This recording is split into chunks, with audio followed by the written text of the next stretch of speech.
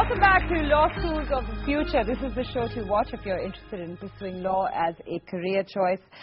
We've talked about the importance of law, the changing curriculum that you see around you in terms of pursuing a law degree. But really, in terms of action on the ground, how important is work experience? How important are internships?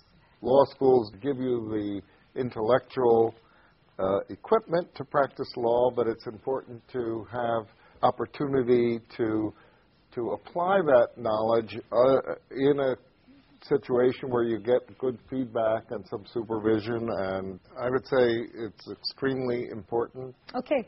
Incidentally, what sort of internships does the Jindal Global Law School provide? We want to create a more robust internship program which will in some ways tap the multifaceted interest of the students, and not just limiting it to law firms and multinational corporations, but also to a wide range of non-governmental organizations, individual lawyers in the Indian courts, and indeed to provide for even academic research fellowships, so that short-term research fellowship programs would in some way shape the character of the future of within law which these students would want to pursue after their graduation. Okay, but a sure path of getting an internship is to be with an institution that helps you with it.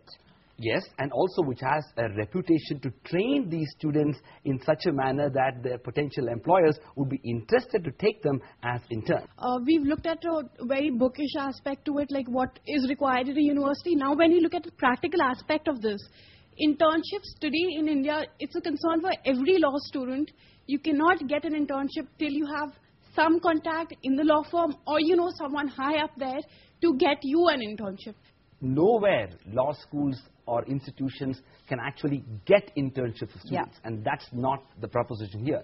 What we are suggesting and what we intend to do is to institutionalize the internship program with strong ties established with domestic law firms, international law firms, multinational corporations, non-governmental organizations, intergovernmental organizations, government institutions, so that they look at our students much more seriously than they would otherwise look at. And these strong ties are established because of the reputation of the institution, and that's what we will be doing. We had a discussion on international commercial arbitration on the commercial side for urban, for the international platform. But this law school is coming for India.